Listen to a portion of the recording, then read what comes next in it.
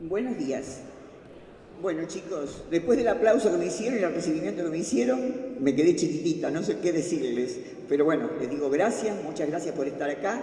Hace muchos meses que estaba esperando esta reunión, finalmente se realizó. Y quiero comentarles, para ustedes que recién empiezan una carrera que yo ya estoy terminando, que nunca uno se cura del terror, del pánico, mejor dicho, a esto, ¿no? Del pánico a enfrentarse a la gente. Muchos de ustedes van a ser docentes y yo, que ya he perdido la cuenta de la cantidad de veces que he estado en una situación similar a esta, estoy tan nerviosa como el primer día. O sea que ahora estoy yo dando examen, por todos los exámenes que ustedes dan, y ustedes dan examen ante una o ante 3 personas, cuando mucho. Pero yo estoy dando examen casi delante de 600 personas. Así que ténganme paciencia, como decía el Chavo, ténganme un poquito de paciencia. Bueno, chicos, vamos entonces a reflexionar sobre algunas cositas que tienen que ver, por supuesto, con ustedes y cómo yo me siento un poco incómoda, digamos, de hablar desde estadísticas, desde estudios de otras personas que he leído para preparar esta charla. En algún momento, si ustedes quieren, seguramente pienso que sí, cuando yo le hable de las estadísticas así a nivel nacional, después le voy a preguntar con ustedes, o sea, que levanten la mano, por ejemplo, los que usan tal red, levanten la mano los que usan tal otro, y vamos a chequear acá, juntos, si estas estadísticas nacionales se pliegan a la realidad de acá de Goya, de Goya y sus alrededores. ¿Se comprende lo que estoy diciendo? Es decir, que yo voy a dar la teoría, digamos, y después vamos a ver en la práctica qué onda está ocurriendo acá. Bueno, como ustedes saben, la charla tiene un nombre que da un poquito de miedo al principio, pero van a ver que no es nada difícil ni rebuscado. Libertad y responsabilidad. Vamos a hablar primero de esos dos temas y después sí de otros temas que los atañe más a cada uno de ustedes, en el cuerpo, en la individualidad de cada uno, en la subjetividad, que es lo que me interesa, que es el tema de qué pasa con el estudio en este momento crucial de vuestras vidas, que están terminando una etapa y están por comenzar otra, que va a ser la universidad, el trabajo o lo que elige cada uno. ¿Qué es lo que pasa también con la diversión? ¿De qué manera nos divertimos en esta época tan especial? Que bueno, posiblemente ustedes no se dan cuenta porque ya prácticamente nacieron con estas técnicas me refiero a las técnicas nuevas de comunicación, a lo digital y a lo informático, y vamos a hablar también un poquito del amor, y si hablamos del amor, viene pegadita a la sexualidad. Así que yo voy a tratar de no ser demasiado extensa en mi exposición, porque mi gran ansiedad sería que ustedes también me hicieran preguntas o comentarios, o, bueno, si no están de acuerdo con algo de lo que digo, entonces lo que les pido, por favor, que si les llega a interesar alguna cosa que digo y se les ocurre una pregunta o una intervención, anótenla o ténganla en cuenta, así cuando abrimos el debate, ustedes también participan. ¿Querrían participar un poquito? ¿Sí? Bien, fantástico. Háganlo, por favor, si no me suicido. Si no me habla nadie, me suicido. Bueno, macanudo. Entonces,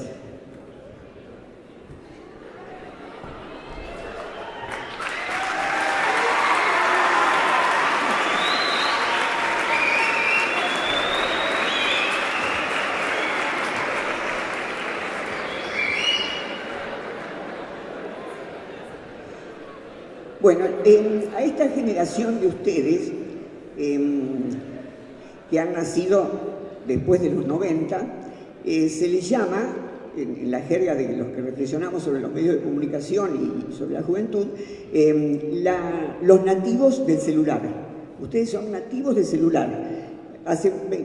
Bueno, el celular, en última instancia, seríamos varios los nativos del celular porque se empezó a desarrollar en los años 60. Bueno, yo ya había nacido, pero hay otras personas que nacieron recién ahí, los que están presentes. Pero lo que pasa es que era para unos pocos, o sea, estaba en investigación y solamente algunas personas muy poderosas podían tener algo parecido al celular, porque eran unos aparatos enormes que había que llevar en un coche o había que acarrear de alguna manera. Eso se fue perfeccionando, y en la época de los 90 recién se generaliza esto que hoy es lo más común para todos, y sobre todo para ustedes, que nacieron ya con celular. Pero los que están en el último año de secundario, es decir, que ya están por terminar, no son los más nuevos. hay nativos de otras tecnologías que surgieron también de la tecnociencia. Cuando hablo de ciencia siempre digo las dos palabras, tecnociencia, porque considero, seguramente si ustedes han tenido clases de conocimiento científico o alguna similar, les han hecho una diferencia entre la ciencia y la técnica. ¿Esto sí o no? ¿No reflexionaron sobre eso? ¿La diferencia entre ciencia y técnica? Estoy sorda, no escucho nada. ¿No? No, gracias. Bueno, entonces, se los digo brevemente. La ciencia obviamente es la que produce conocimientos nuevos, ¿no es cierto?, sobre la realidad en general y sobre los seres humanos en particular. Y la técnica es la aplicación de esos conocimientos. Entonces, ya por ejemplo, esto que tengo en la mano, ¿es técnica o no es técnica? Claro, porque a la base de esto tiene que haber un conocimiento científico, ¿no es cierto? O sea, si no tenés ciertos conocimientos científicos, no podrías hacer un micrófono. Bueno, ahora sí se podría hacer en una línea de montaje, pero digamos el que lo diseña, el que por primera vez lo hace, tiene que tener conocimientos científicos. Entonces, les incorporo un nuevo conocimiento a ustedes. A partir de esta época que les estaba contando antes, cuando comienza la tecnología digital, totalmente inédita en el mundo, ya no hacemos esta división entre ciencia y técnica, porque, a ver, piensen por favor un poquito, una investigación científica, pónganse un físico que está estudiando sobre determinados problemas de la fuerza, de la velocidad, etc. Piensen, ¿necesita o no necesita tecnología para sus investigaciones? Necesita, ¿no es cierto? No podría hacer nada si no. Entonces quiere decir que ya esa división no funciona, no va más. O sea, ciencia y técnica vienen juntas. Por eso, para marcarlo bien, porque bueno, ustedes no se dan cuenta porque todavía no estudiaron sobre eso, pero para marcarlo bien conviene decir tecnociencia, que es justamente, con el tiempo vamos a decir una cosa o la otra y va a significar lo mismo. Pero en estos primeros momentos que hay cambios de la terminología, se dice así.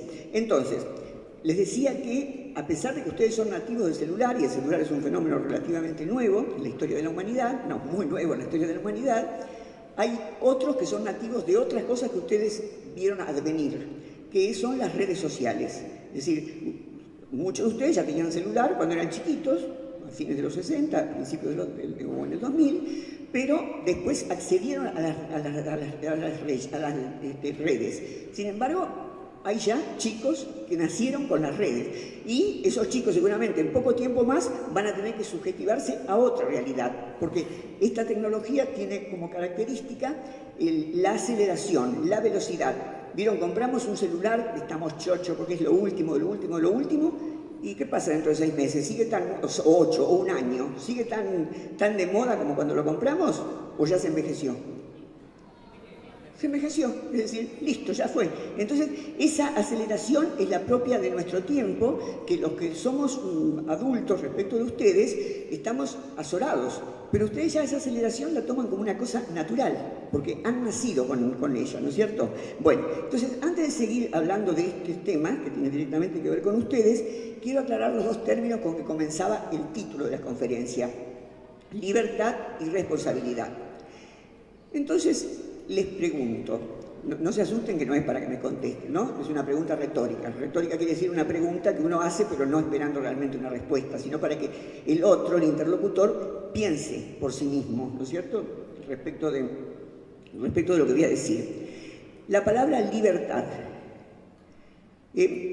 Todos sabemos, todos los que estamos acá sabemos lo que quiere decir libertad, ¿es verdad? ¿Me entienden ustedes? No es como si yo dijera chuncli, por ejemplo. ¿Qué quiere decir chuncli? Nada. Digamos, yo digo libertad y todos le dan un sentido, una connotación. Ahora entonces les voy a citar a Agustín de Hipona, que fue un filósofo del principio de la modernidad, llamado también San Agustín por la gente religiosa, que decía, pero no hablaba de la libertad, sino que hablaba del tiempo. Entonces decía, todos sabemos lo que es el tiempo. ¿Quién no sabe lo que es el tiempo? Esto también es una palabra que yo digo tiempo y me entienden. Si digo chunqui ya me van a entender porque saben que, bueno, es el rebusque de Esther Díaz cuando quiere poner un ejemplo que no se entienda, así que ya no me sirve, ya se gastó, ya está como la tecnología. Bueno, entonces, todos sabemos lo que es el tiempo, dice Agustín, hasta que nos preguntan, se ponen frente a nosotros y nos preguntan, ¿qué es el tiempo? Entonces, cuando te hacen esa pregunta, querés morir. ¿Cómo contestás lo que es el tiempo? Entonces San Agustín dice, bueno, vamos a intentar definir lo que es el tiempo. Primero no se juega mucho, dice, el tiempo es algo que tiene 3 dimensiones. Entonces ahora pregunto en serio, ¿cuáles son las 3 dimensiones del tiempo? Pasado, presente y futuro. Macanudo. Y pregunto en serio ahora, ¿y el pasado existe? No. Fue, como dicen ustedes, al piste, fuiste, ya no está más. Bueno, ¿y el futuro existe? Ahí está clarísimo que no, ¿no es cierto? No existe, nunca llega, el futuro nunca llega, no existe. ¿Qué es lo que existe entonces? El presente. Pero cuando digo presente, ¡plum!, ya pasó. O sea que se me va de las manos. Dice San Agustín, es como si quisiera recoger agua así, con la mano con los dedos abiertos. O sea, no existe, no fue, no se fue, ya está, ya pasó. Es decir, y acá es a la conclusión que llega Agustín, que el tiempo no existe. Y resulta que hace 2 minutos todos sabíamos lo que era el tiempo. Y después de escuchar esto de San Agustín, decimos, oye, la verdad que tiene razón. ¿A dónde está el tiempo? Mirá, se fue, voló. O sea, el tiempo no existe. Bueno, después va a haber otro filósofo, pasado varios siglos, que es Immanuel Kant, que va a retomar el tema, pero no se preocupen que no les voy a hablar de eso. Di solamente el ejemplo de San Agustín para que empiece a quedar claro cómo hay cantidad de palabras que utilizamos, que entendemos lo que quiere decir, pero si las queremos definir, no podemos. Entonces, esto también nos pasa con la libertad. Todos sabemos lo que es la libertad, pero si quisiéramos definirla, no podemos. Entonces vamos a intentar hacer una definición breve, entendible, de qué es la libertad. O sea, la libertad depende del sujeto, de cada uno de nosotros, ¿no? Todos somos, cada uno de nosotros un sujeto, depende del sujeto. Es poder realizar aquellas acciones o decir aquellas palabras que realmente quiero, que mi voluntad, cuando se define libertad, es fundamental la palabra voluntad, que mi voluntad decidió que es así. Entonces, la libertad es el ejercicio de las posibilidades infinitas que tenemos los seres humanos de poder hacer o decir cosas. Eso es la libertad. Y es patrimonio de cada uno de nosotros. Acá somos seres libres, por suerte. Incluso más, Sartre, que fue un filósofo del siglo XX, que fue uno de los filósofos del siglo XX que más profundamente pensó el tema de la libertad, decía, estamos condenados a ser libres, condenados a ser libres. ¿Sí? No podemos dejar de serlo. Por ejemplo, vamos a suponer que los invitan esta noche a ir a bailar. Entonces, aceptás, vas a bailar. Entonces dice, pero vos, ¿por qué viniste? Respecto de lo que estuvo hablando estos días esta mañana, ¿por qué viniste? Por un acto de libertad y por supuesto. O sea, yo fui libre de elegir venir y por eso vine. Entonces ahora preguntémonos, reflexionemos un poquito, por favor. ¿Realmente fuiste libre o hubo algo en vos del orden del inconsciente, no de la voluntad como dije antes, sino del inconsciente, que te dio el impulso? O sea, ¿sos libre de enamorarte o no enamorarte de una persona o te pasa o te ocurre? Te ocurre, no sos libre. A veces quisiéramos sacarnos ese amor de la cabeza y no podemos. O te dicen, no te conviene porque esto, lo otro, anda con minas, es mujeriego, es maltratador. Y bueno, pues no me lo puedo sacar de la cabeza. O sea que se dan cuenta que esa libertad que aparentemente teníamos, en última instancia, no es tan libre, no es tan libre, no somos tan libres. Entonces, respecto de esto, a mí me gusta decir lo siguiente. No somos responsables de nuestras afinidades, o sea, no somos responsables de lo que nos gusta. Si me gusta la novia de mi amigo, y bueno, no soy responsable de eso, ¿no es cierto? O la novia de mi amiga, no soy responsable de eso, pero sí soy responsable de lo que elijo respecto de mi afinidad. ¿Se entendió?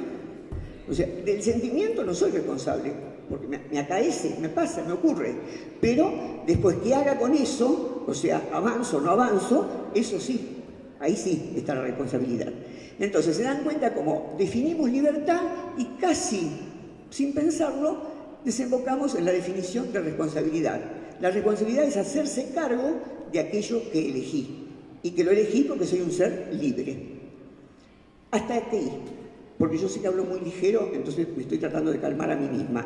Hasta aquí, ¿se entendió la explicación? Está bien, no empezamos a dar más ejemplos. Bueno, ahora ya seguimos.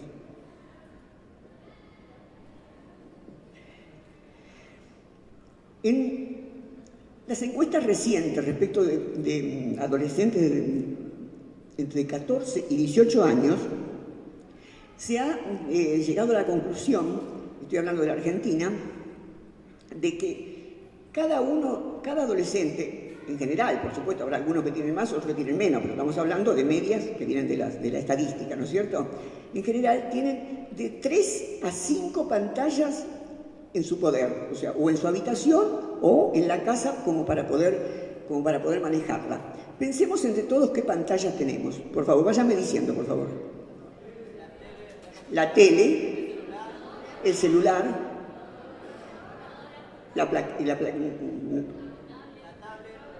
ahí no escucho. La tablet, muy bien. 3 ya seguro que tenemos, ¿no es cierto?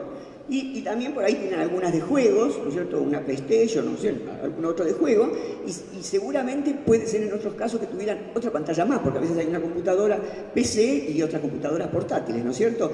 Es decir que estamos en la época del pantallismo, o sea, todo lo vemos a través de una pantalla.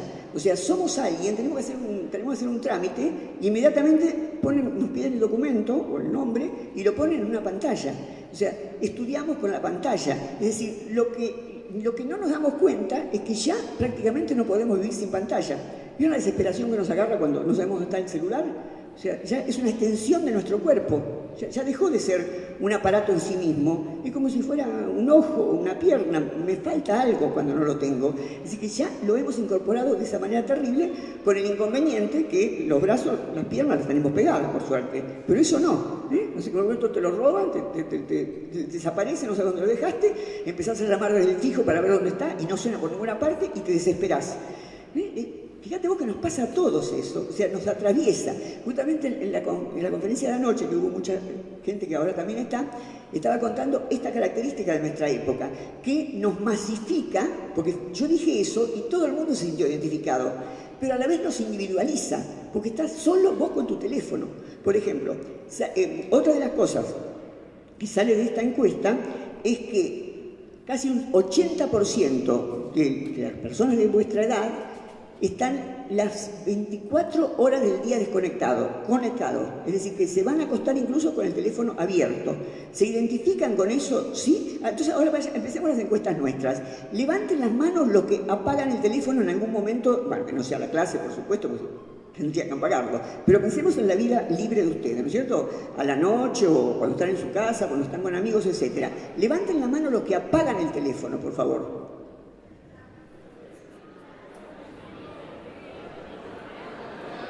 Bueno, muchas gracias. Bueno, ahora levanten la mano los que siempre lo tienen encendido. ¡Ah! Gracias. Bueno, ¿vieron cómo las encuestas tienen razón? O sea, la mayoría no lo apaga nunca. Es decir, que viven conectados constantemente y no éramos conscientes de eso, de que en ningún momento nos encontramos con nosotros mismos, porque estamos siempre pendientes de esa respuesta que estamos ansiosos que nos den, de esa novedad que queremos recibir, de ver si apareció en Facebook tal cosa o tal otra. Bueno, y ahora que nombré Facebook, les comento otra consecuencia que salió de esta investigación que les estoy comentando. Por lo menos en las grandes ciudades, en la capital, por ejemplo, vamos a ver lo que pasa acá. Los jóvenes cada vez, hablando de redes sociales ahora, cada vez quieren menos Facebook. ¿Y por qué quieren menos Facebook? Porque en Facebook estamos también los viejos. Entonces, ¿de qué red se hacen? ¿De Instagram? ¿De Snapchat? Claro, es decir, hoy los jóvenes en general van a esas otras dos redes y tratan de no ir a Facebook. No es que no tengan, lo tienen por si las moscas, pero no lo frecuentan mucho porque ahí puede estar la vieja, puede estar el viejo, puede estar el tío, la tía, bueno, o esa buchona de la prima que sí puede estar contando. Entonces, mejor no meterse. Entonces ahora, por favor, levanten la mano los que tienen Instagram. Los que tienen Snapchat, un poquito menos. Y los que tienen Facebook, digamos. Entonces, bueno, entonces fíjense que esta encuesta que yo traía y que les advertí, eso pasa en los centros urbanos muy, muy poblados, no pasa acá todavía. Es decir, muchos de ustedes, o la mayoría, por lo que me levantaron las manos, todavía siguen con Facebook, ¿verdad? Entonces, esto también son las modas, porque es algo que nos afecta, ¿cierto? Es decir, poco a poco ya vimos que hay más gente que está en otras redes. Es decir, que en última instancia estamos masificados, como dije antes, porque más o menos todos hacemos lo mismo. Pero también estamos mucho más solos y estamos a veces sin posibilidad de comunicarse con el otro. Hoy es común, muy común, lamentablemente, porque, perdone que dije lamentablemente, para ustedes a lo mejor es lo más normal del mundo, pero a veces yo veo grupos de chicos en una confitería, así sentados tomando algo, y cada cual está con su celular, y están juntos con amigos, y cada cual está con su celular, a punto tal que a veces para que el de enfrente te dé bolilla tenés que mandarle un mensaje, porque si le hablas así ya no te contesta. O sea, miren hasta qué punto estamos mediatizados. Bueno, ¿y cuál es el problema? ¿Cuál es el problema, profesora de eso? No, en principio el problema no sería grave. El asunto es si ya dejamos de encontrarnos con nosotros mismos, porque siempre somos en función de la comunicación. Tenemos terror al aburrimiento, por ejemplo, y únicamente aburriéndose un rato uno puede llegar a que surja lo que quiero yo, no lo que me imponen los otros. Entonces, no es obviamente que esté en contra de la tecnología. Yo también uso celular, yo también estoy en las redes, etcétera, etcétera. El asunto es cómo hacemos, en el caso de ustedes, porque a mí me resulta fácil discriminar, porque cuando yo nací no había ni siquiera televisión, así que fueron elementos que se fueron agregando a mi vida. Pero en el caso de ustedes es lo más natural del mundo. Y el problema es cuando tenemos que tomar decisiones, por eso hablé primero de libertad, que las tomamos por nosotros mismos o las tomamos por lo que se dice en las redes, por lo que se dice, por lo que se hace, por lo que hacen los demás. Yo a eso no le voy a dar respuesta. Estoy dando este planteo para que cada uno de ustedes, si les interesa por supuesto, reflexione aunque sea 3 minutos sobre esto, ¿eh? O sea, ¿podemos vivir realmente? Hagan la prueba en algún momento. ¿Qué pasa si apago el teléfono? Es el vacío. ¿Y qué pasaba hace 20 años atrás o 15 cuando no existía? Y bueno, la gente vivía y sufría y gozaba y hacía todas las cosas que hacen ustedes, pero con un poco más de autonomía, porque lo que se trata, creo, lo que queremos todos justamente es ser libres. Y sin darnos cuenta, a veces nos estamos atando a esta tecnología que, bueno, que es maravillosa, por supuesto, la estamos usando de hecho acá, pero me gustaría o sería deseable un poco de reflexión sobre ella. Bien, entonces, actualmente todos los consumos culturales, o sea, los consumos que hacemos en nuestra vida cotidiana, pasan por el teléfono. Entonces lo usamos para comunicarnos. Acá voy a ser un poco prolija, por si usted tiene que dar alguna respuesta después a sus profesores respecto de esta charla. Así que veo que hay gente tomando nota, voy a ser prolija para decirlo. Actualmente todos los consumos culturales se concentran en el teléfono. Con el teléfono nos comunicamos, para lo que más lo usamos, ¿no es cierto?, para comunicarlo. Pero también leemos. Justamente anoche comentaba de que hay un 40% de hogares en la Argentina donde nunca se compra ni un libro, ni una revista, ni un diario. Es decir, que ya el papel ha desaparecido. Y bueno, ustedes pueden decir, bueno, desde el punto de vista ecológico, qué suerte. Sí, bueno, desde el punto de vista ecológico, qué suerte. Matamos menos árboles, ¿no es cierto? Pero desde el punto de vista de la reflexión y de encontrarme conmigo mismo, es que me perdí en el grupo, que me perdí en lo que hacen los demás, en lo que dicen los demás, y voy perdiéndome yo como sujeto, sería un problema. Bueno, también escuchamos música, ¿no es cierto?, a través del teléfono. Vemos películas, o tenemos la posibilidad de ver películas, obviamente navegamos, y otro fenómeno que también quiero chequear con ustedes, por favor, vemos televisión. Otro tema, que hay un alto porcentaje de chicos jóvenes en las grandes ciudades, o las capitales, que ya no ven televisión. Así que le pregunto a ustedes, como hicimos antes, levanten la mano los que ven todos los días algo de televisión. Bien, más o menos un poco más del 50%. Quiere decir que todavía se ve televisión acá, ¿no es cierto? Pero la tendencia en las grandes urbes, les comentaba, es eso, que ya directamente la dependencia es absolutamente de de un aparato. Y siempre uno o muchos sigue lo que dije antes, vivimos pendientes de la pantalla. O sea, nuestra época es el pantallismo. Ya no podemos zafar de ver toda la realidad a través de la pantalla. Esta generación de ustedes, que yo llamé generación del celular o nativos del celular, es la generación también de la inmediatez. Queremos todo rápido, queremos que todo sea al instante, pero por otro lado buscamos al otro. ¿Por qué? Y acá también vamos a hacer una encuesta con ustedes. Porque a pesar de todo lo que estamos ligados al celular o a otra pantalla que estuvimos viendo acá, cuando se le pregunta a los chicos jóvenes, a los chicos de vuestra edad, ¿cuál es el mejor momento? ¿Cuándo la pasan bien realmente? ¿Cuándo se divierten? La mayoría dicen saliendo con amigos. Es decir, que lo tenemos al celular, lo queremos al celular, salimos con amigos y nos ponemos a consultar el celular, pero sigue siendo, por suerte, vamos a ver qué pasa acá, todavía más importante encontrarse con el otro que tener todas las pantallas en mi casa. Así que pregunto, ¿para quiénes es más lindo estar solo trabajando con esta tecnología? ¿Prefiere quedarse con la tecnología solo? Bueno, hay solamente una persona que levantó la mano. ¿Quién entonces prefiere, como lo más divertido, salir con amigos? Bien, ganan los amigos. Bueno, menos mal, estamos humanizados a pesar de todo. Fantástico. Macanudo. Entonces,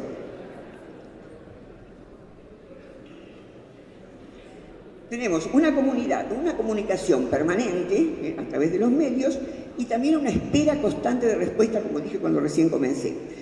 La espera esa incentiva el deseo, porque más tarda, ¿vieron? O sea, yo le mando un mensaje a alguien, te contesta enseguida, plum, te olvidas, te quedas tranquilo, si no querés seguir conversando, ¿no es cierto?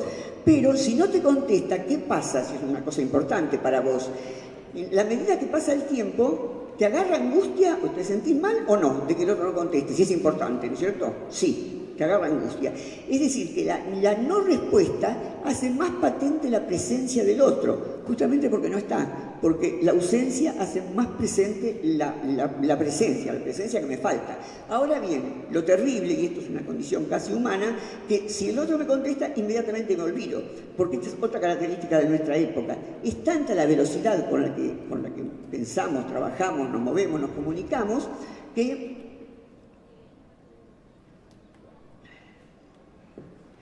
cada vez más se nos hace muy difícil poder parar y poder tomar un tiempo como para estar aislado de todos estos medios y poder pensar por mí mismo y desarrollarme por mí mismo.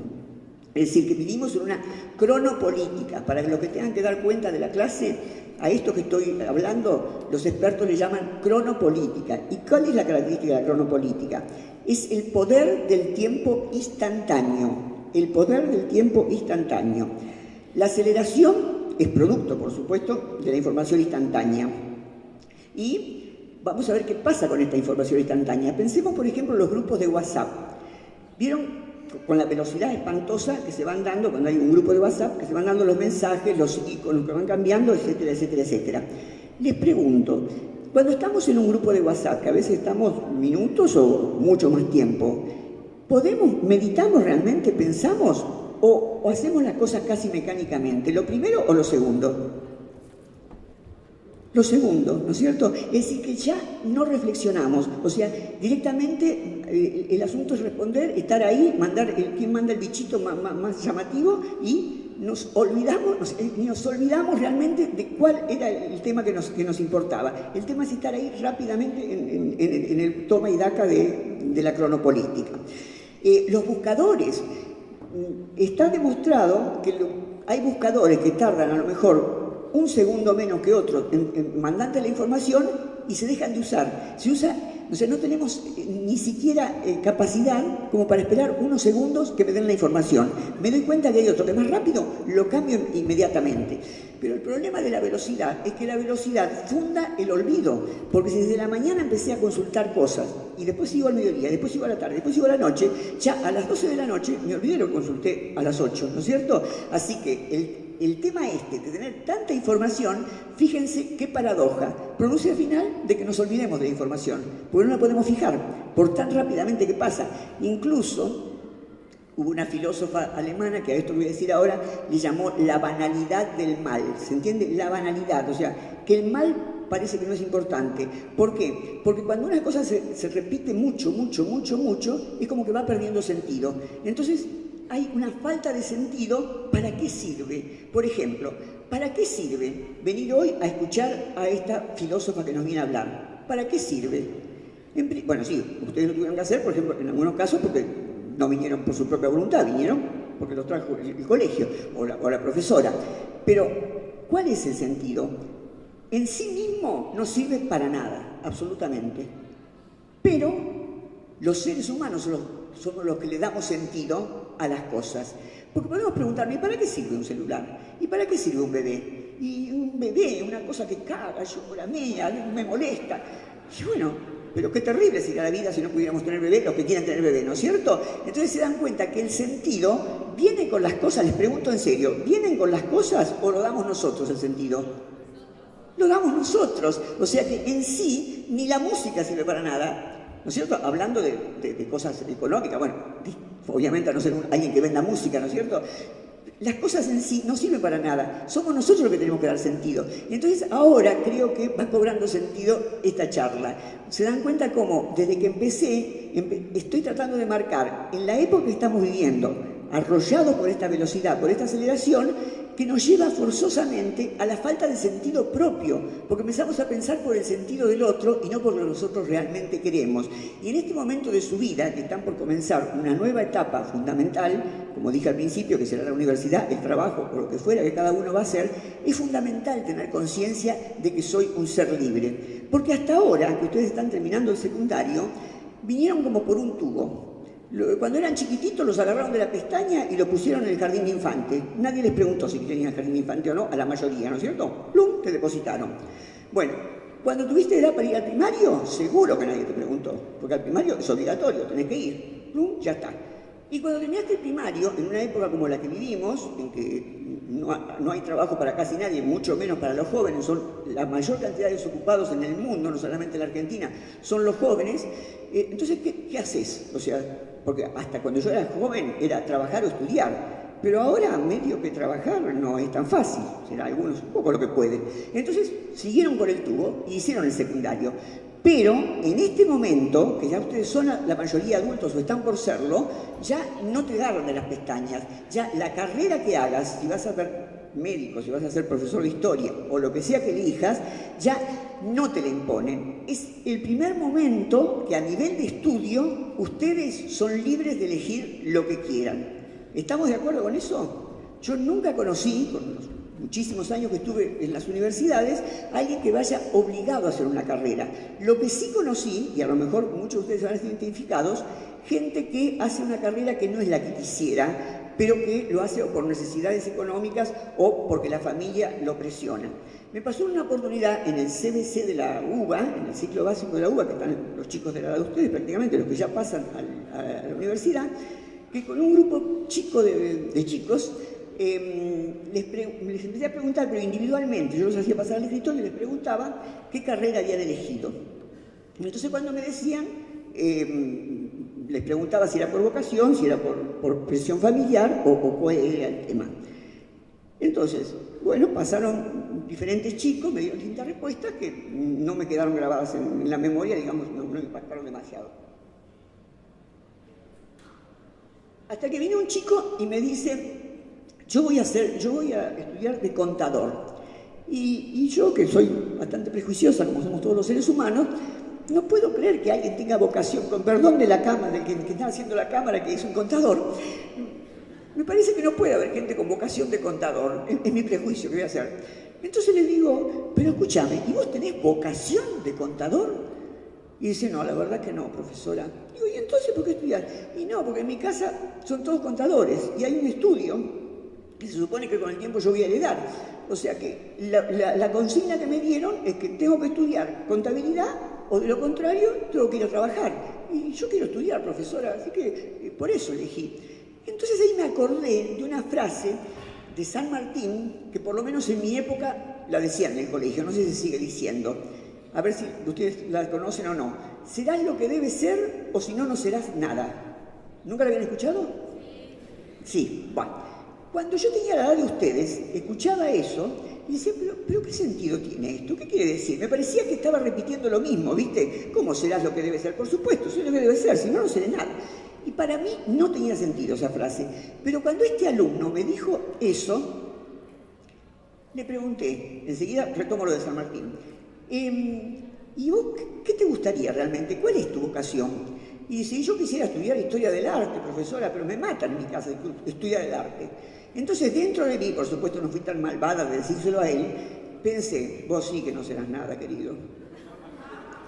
¿Se comprende? Porque no estaba haciendo lo que debía hacer, estaba haciendo lo que otros le estaban de alguna manera imponiendo. Entonces, esto que en realidad no lo inventó San Martín, sino que cuando estudié filosofía me enteré, es de los estoicos. Lo que decían esto eran los estoicos. Serás lo que debes ser y si no, no serás nada. ¿Por qué? Porque te vas a sentir siempre desfasado. Y muchas veces pasa, uno ve médicos o contadores o cualquier profesión así que sea muy técnica, que se dedican también a pintar o a hacer cine, a hacer alguna actividad artística, justamente porque hicieron una... Le estamos dando palo al que maneja la cámara hoy, pero no, qué suerte. Entonces, ahora ya sí es lo que debe ser, ahora sí que está con una cámara. Muy bien, entonces, fíjense cómo este tema nos lleva a lo de ustedes. Están en un momento de su vida en que tienen que tomar esa decisión. Yo sé que no es tan fácil como lo estoy diciendo yo acá del escenario, que hay muchos intereses, que hay muchas presiones, hay muchas necesidades, pero en lo posible traten de ser lo que deben ser. Y, en cierto modo, como me presentó Daniel Steinman al comienzo, de alguna manera estaba diciendo eso cuando contó algo de mi vida. A mí no me dejaron ir al colegio secundario. Cuando yo terminé el primario, el mandato de mi familia era que tenía que casarme. Y además, algo que les va a resultar un poco bizarro a ustedes, pero que hace muchos años atrás, cuando yo tenía la de ustedes, se decía, había que llegar virgen al matrimonio. Así que esta boluda hizo eso, llegó virgen al matrimonio, se casó, tuvo hijos y no era nada, porque no era lo que debía ser. Entonces a los 26 años dije, no voy a estar toda la vida con este estigma de sentir que no estudié. Así que criando hijos y trabajando de peluquera, porque era como me ganaba la vida, para mantener a mis hijos y a mí misma, me puse a hacer el secundario. Y ahí descubrí que tenía una capacidad especial. En 2 años me liquidé los 5 años de secundario, porque di 3 libres y 2 regular.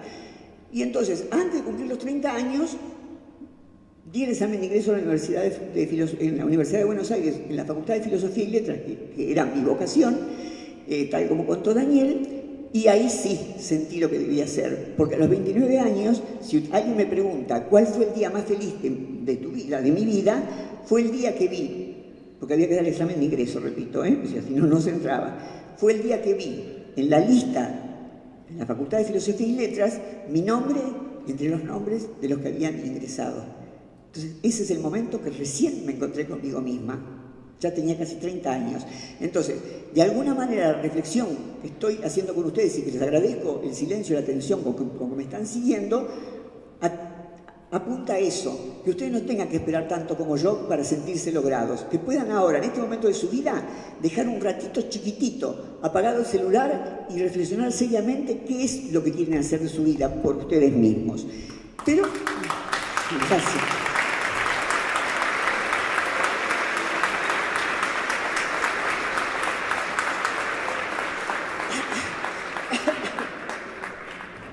Muchas gracias.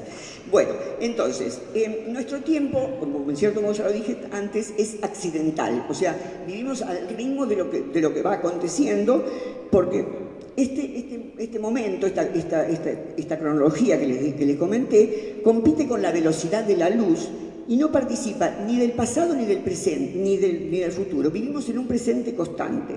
Entonces, estamos como intoxicados de información, pero a pesar de todo, como dijimos antes, la diversión más grande es estar con el otro, ¿cierto? Estar con amigos, independientemente que estemos con el celular o no, que estemos con amigos. Entonces, ¿cómo construimos nuestra identidad? La de ustedes, la que están construyendo en este momento, ¿cómo son ustedes mismos? Entonces, acá otra vez voy a hacer prolijamente así una clasificación para los que están siguiendo la clase de manera sistemática.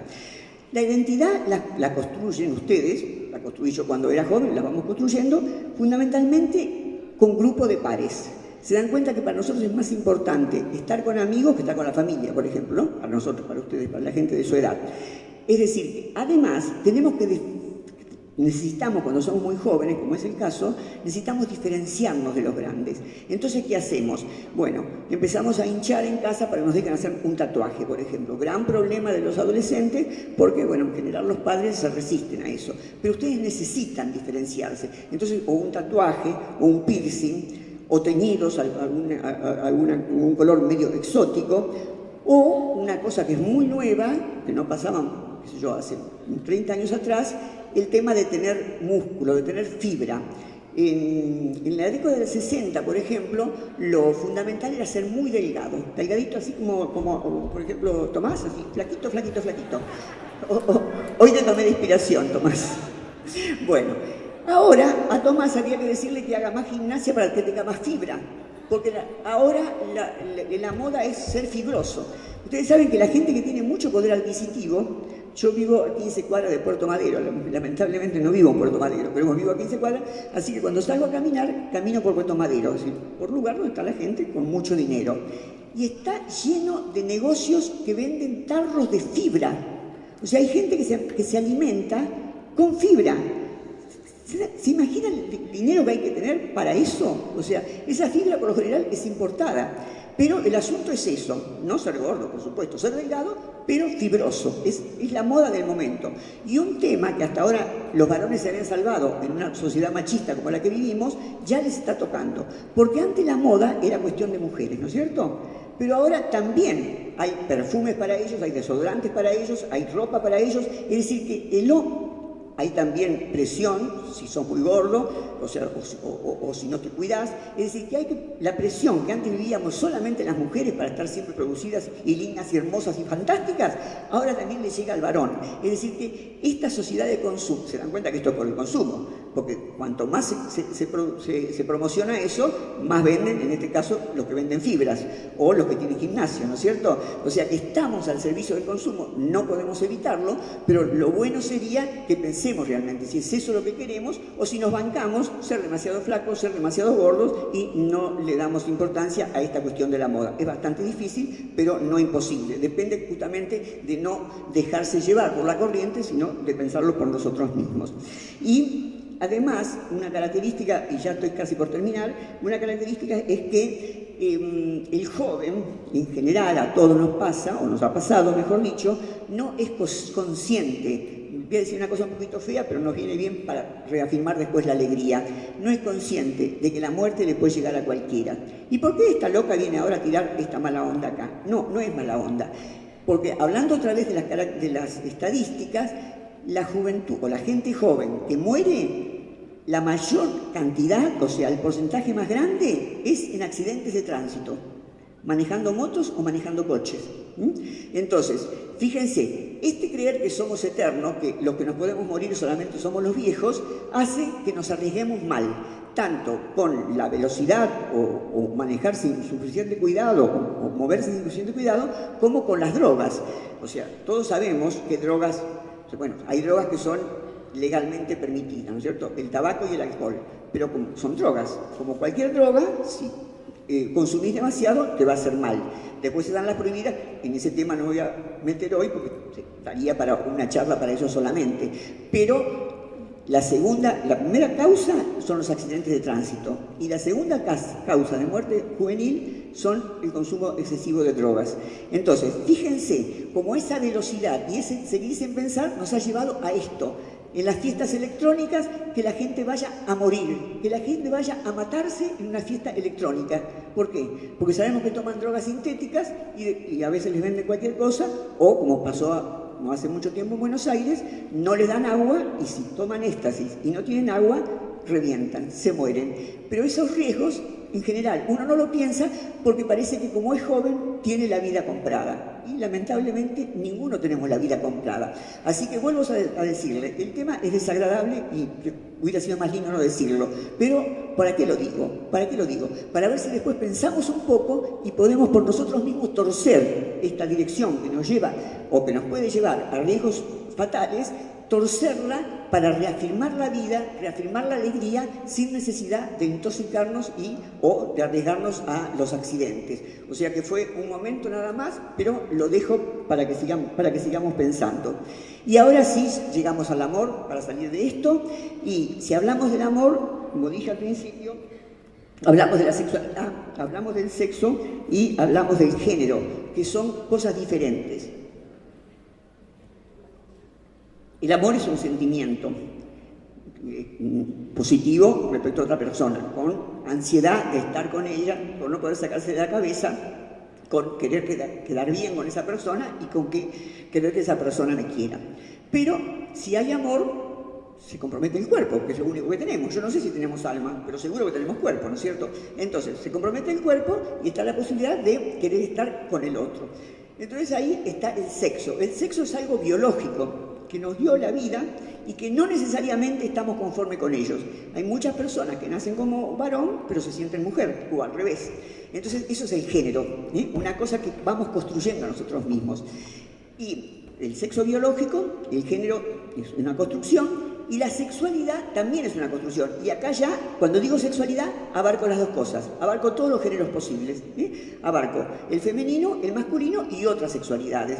Que también es un problema muy grande entre ustedes, el tema de creer de que lo normal o lo que hay que hacer es ser heterosexual y no hay otra posibilidad.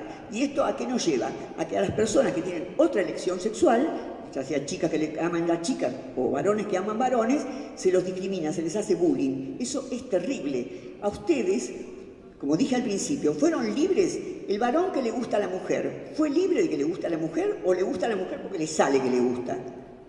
Le sale que le gusta. Y lo mismo pasa que si le gusta a un hombre, o sea, no es libre de eso.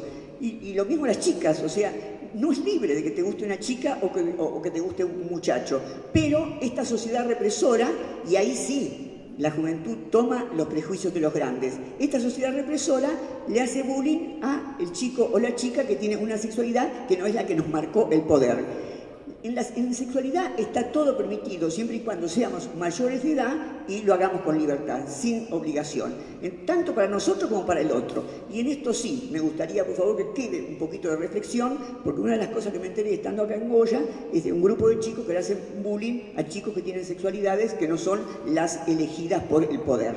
Entonces, sin darnos cuenta, cuando le hacemos bullying, cuando nos reímos o lo cargamos con una persona que no tiene la sexualidad que marcó el poder que tiene que ser, los nenes con las nenas y las nenas con los nenes, es discriminado.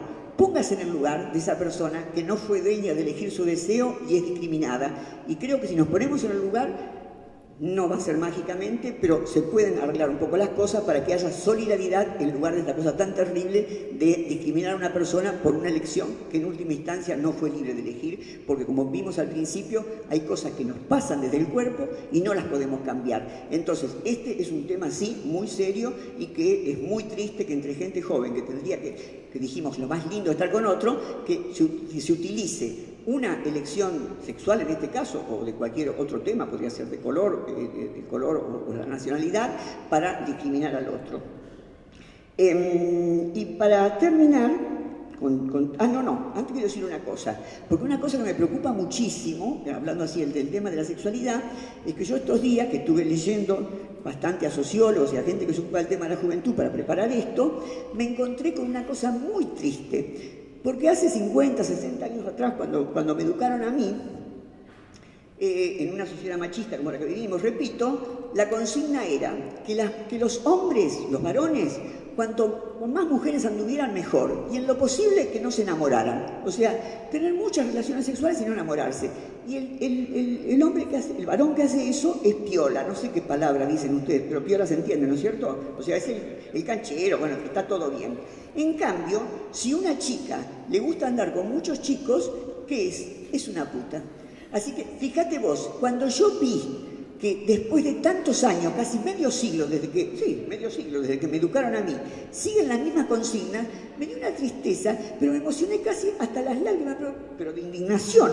¿Cómo puede ser? ¿Cómo puede ser que todavía sigue eso? De que esté marcado que para el hombre está bien o mejor dicho, mejor no enamorarse, y cuanto más mina se voltee mejor, y si una chica le gusta un chico y otro, inmediatamente es una atorranta. Esto también es para seguir pensando, ¿no es cierto? Porque desde ahí comienza el machismo. ¿Y en dónde termina después? En la violencia familiar y en las mujeres muertas y en todas estas cosas que lamentablemente conocemos por los medios. Bueno, entonces yo les agradezco mucho la atención que me tuvieron. Vayan pensando, por favor, alguna preguntita para hacer y vamos a terminar con una metáfora de un filósofo que pensó hace muchísimos tiempos, pero siempre la filosofía es pensar el presente. Aunque yo ahora voy a citar a un filósofo que pensó en el siglo V antes de Cristo, voy a hablar de algo que todos nos vamos a sentir reconocidos. Porque en este momento de su vida, como dijimos antes, usted tiene que ejercer su libertad y ver qué es lo que quiere hacer de su vida. Pero no lo va a hacer solo, lo va a hacer o con la persona que está enamorada y está enamorada de usted, o con sus compañeros, o con su familia, con quienes les ayuden en esta nueva etapa que ustedes comienzan.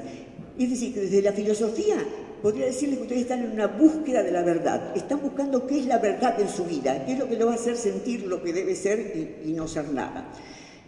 Entonces, esa búsqueda de la verdad no hay que hacerlo totalmente solo, hay que hacerlo con gente que quiera buscar también la verdad, que puede ser, ya les digo, la pareja, el compañero o aquellas personas con las que podemos buscar juntos la verdad. Entonces, a raíz de eso, Platón nos dice que antes de vivir nosotros en este cuerpo que estamos ahora, antes de estar encarnados acá en este cuerpo, éramos almas puras, que con los ojos del alma veíamos la verdad en el mundo de las ideas. Él le dice topos uranos, en un lugar que, bueno, uno imagina como el cielo, en donde podíamos ver la verdad con nuestros propios ojos. Y es tan hermoso ver la verdad, o sea, uno se siente tan bien cuando descubre, por ejemplo, cuando uno está estudiando, que mañana tiene un examen, porque otra cosa que salió de las estadísticas es que los varones casi no estudian. O sea, hay cantidad de chicos, muchísimos, que no estudian, bueno, sí, va al colegio, por supuesto, pero que no estudian su casa nunca. En vez de las mujeres, sí, tampoco una cosa del otro mundo, ¿no? Pero 2 horitas, por ejemplo, por día, hay algunos incluso que llegan a estudiar. Así que eso también lleva después a las consecuencias que todos sabemos, ¿no es cierto? Ir dejando el estudio, ir sintiéndose frustrado, etcétera, etcétera. También es un tema de género, ¿te das cuenta? Es un tema de género. O sea, parecería que el machismo atraviesa todo. Y cuando digo machismo, no estoy achacando a los varones solamente, porque el machismo nos atraviesa a todos. Las mujeres, sin darnos cuenta, también somos machistas. Cuando se le regalan muñecas a las nenas y juegos bélicos a los nenes, ya le estamos marcando que las mujeres tenemos que cuidar y que los varones pueden ir al frente, pueden guerrear, pueden pelear. Eso ya es un acto de machismo. Las mamás, por ejemplo, bueno, yo lo he visto cuando era chica, pero lamentablemente veo que las cosas esas siguen pasando, que le dice a la nena, vení a ayudarme a secar los platos, al nene lo deja salir a pelotear. ¿Se dan cuenta? Como las mismas mujeres, lamentablemente, también sin darnos cuenta somos machistas. No lo estoy generalizando, por supuesto que hay excepciones, pero lamentablemente eso se da. Entonces volvamos al tema de la verdad. Entonces, si nos ponemos juntos a buscarla, mejor dicho, cuando estábamos en aquel momento en que veíamos con los ojos del alma la verdad, es tan maravilloso poder acceder a la verdad. Cuando están estudiando, le decía, y por ahí pueden descular algo que no podían entender, uno siente una satisfacción, incluso si está con otro se lo cuenta. ¡Ah, mirá! Quiere decir esto y esto y esto. Eso fue un descubrimiento de la verdad. Entonces, cuando vemos la verdad con esos ojos del alma, nos crecen alas. Por eso, antes de estar en este cuerpo que estamos ahora, teníamos alas y volábamos por el mundo de las ideas. Pero en un momento, algo poderoso hizo que tuviéramos que dejar ese mundo ideal y venir a este cuerpo.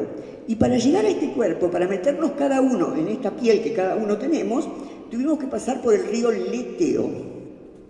Y el río Leteo tiene la propiedad de que si tomás sus aguas, te olvidás. Tiene la propiedad del olvido. Entonces, ¿qué pasó? Cuando llegamos a este mundo, cuando atravesamos el río Leteo y tomamos agua, tomamos de sus aguas, se nos cayeron las alas. ¿Por qué se nos cayeron las alas? Porque ya no podíamos ver más la verdad. Con el cuerpo no la podíamos ver la verdad. Con los ojos reales no podíamos ver la verdad. Entonces se nos cayeron las alas. Por eso los seres humanos tenemos tanta nostalgia de volar. ¿A quién no le gusta volar? A todos nos encantaría volar. Imagínense qué lindo hacer así. Yo no me agarraban de acá y me sacaban así volando. Sería maravilloso volar. ¿Por qué? Porque alguna vez supimos lo que era volar. Pero dice Platón, y esto es para este momento de vuestras vidas, que si somos capaces de amarnos tanto como para seguir buscando juntos la verdad, como en este momento humildemente estamos haciendo, si somos capaces de seguir juntos buscando la verdad, entonces tenemos que hacernos ilusión, tenemos que estar bien. ¿Por qué? Porque vamos a empezar a sentir un picorcito, un picor acá en los hombros. ¿Y qué pasa? ¿Por qué? Porque los plumoncitos que teníamos antes, cuando estábamos en el mundo de las ideas, están empezando a hacer fuerza para salir.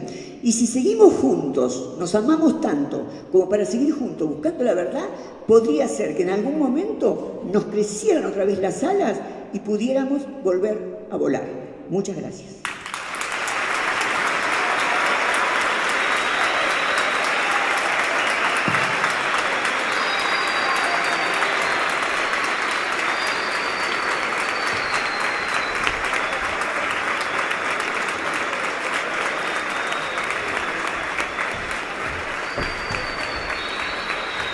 Bravo, ¿no?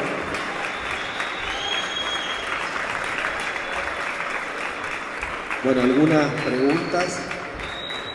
Vamos a tomarnos unos minutos más para poder intercambiar comentarios, preguntas, reflexiones y después vamos a hacer el cierre con ustedes. Pedimos a los profes que nos tengan un poco más de paciencia, creo que vale la pena, ¿no? ¿Quién se anima? Esther. A ver, alguna...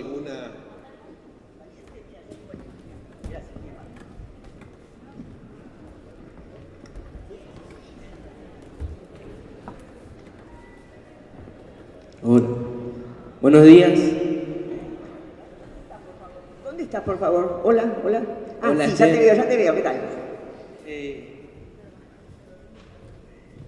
Soy alumno de la carrera de Ciencia de la Educación. Sí. Le quiero comentar, en la cátedra de Filosofía me habrían propuesto un proyecto para desarrollar virtudes en alumnos de secundaria. Todavía no lo he puesto a prueba porque soy alumno, pero esto que usted estuvo dando en la charla, que era libertad y responsabilidad, estuvo muy ligado con lo que con mi tema, ¿no? Y yo cité un ejemplo para meterlos en el tema, digamos, a los chicos, de unos alumnos que asistían a clases y que momento previo al ingresar a la institución organizan una rateada y desafortunadamente uno de los chicos muere ahogado, por ejemplo, en el río, que ha pasado acá. Y yo la pregunta que le hacía a ellos era si realmente ese chico fue libre de elegir digamos, esa decisión, de tomar esa decisión. Y me surge a mí la pregunta de si se podía reemplazar la palabra libertad por la de ser independiente, de manera de sustituir a esta palabra que encierra una utopía, porque ya sabemos que la libertad en esta vida es imposible de alcanzar. Libertad es algo relativo. Y si esta libertad que gritamos los argentinos el 9 de julio también va también dirigidos a aquellos que tras las paredes de esta Argentina, en alguna de las paredes y no muy lejano a Goya, sufren de la trata de personas. Bueno, gracias por la pregunta. En cierto modo vos mismo diste la respuesta cuando comenzaste. Estoy totalmente de acuerdo con vos. Lo único que no veo mucha diferencia, mejor dicho, no la veo, no es que no exista, por eso la podemos hablar, entre libertad e independencia, porque hiciste esa diferencia. Porque bueno, o sea, no depender de nadie automáticamente es tener libertad. Ahora, comprendo lo que quisiste decir. Es una palabra tan cargada de contenido que nos hace pensar que es una libertad absoluta. Así que ahí sí hay algo para contestar y me parece fantástico lo que dijiste. Porque la libertad absoluta, como bien dijiste vos desde otra perspectiva, no existe. O sea, siempre existe un límite dentro del cual podemos movernos. Vamos a poner el ejemplo de las decisiones que tienen que tomar ahora la mayoría de ustedes. Sos libre de elegir, por ejemplo, si sos mayor de edad, casarte o estudiar. por decir cualquier cosa. Pero una vez que elegís, ya automáticamente estás atado a eso que elegiste. Y otra vez, así como empecé la clase con Agustín, voy a terminar con Agustín. Porque Agustín dice, la única libertad que realmente tenemos es elegir. Pero una vez que elegimos, ya estamos constreñidos por aquello que elegimos. Elegiste casarte, por ejemplo. Entonces, bueno, ya listo, tenés que serle fiel a esa mujer, ¿no es cierto? Tenés que tratar de hacer el proyecto de vida con esa mujer. O sea que la libertad absoluta, como muy bien dijiste, es una utopía. Pero dentro de límites existe la libertad, ¿no es cierto? Que en este caso que vos propusiste, sí, a eso le podríamos decir independencia, por ejemplo. Y está muy bien lo que preguntaste para sacar esa idea de que somos libres de todo. En el único momento de la historia que tenemos registro que hubo libertad absoluta es en el momento en la Revolución Francesa, en el momento del terror. Porque si hay libertad absoluta, nos matamos unos a los otros. ¿Te das cuenta? Entonces, estamos limitados por las leyes, por la justicia, por las reglas de la familia, de la escuela, etc. Pero dentro de eso, o puede haber constricción, como lamentablemente pasó en la Argentina cuando fue la dictadura militar, o puede haber una democracia que, aunque no sea la que más quisiéramos y aunque tenga miles de defectos, amplía mucho más las fronteras. Así que creo que estás bien por ese camino, te agradezco muchísimo la pregunta y además quiero hacer una aclaración a todos y pedir un perdón, porque yo estaba tan nerviosa cuando empecé la conferencia, veo que se los dije, ahora ya que largué mi rollo, ya estoy tranquila, que me olvidé de agradecerle, bueno, creo que a ustedes sí le agradece la presencia, pero me olvidé de agradecerle al señor Intendente, que con todo lo que tiene que hacer vino a escuchar la conferencia, y obviamente a mi colega y amigo que se movilizó por todo esto y a su excelente equipo de trabajo por estar acá. Así que muchas gracias y perdonen que...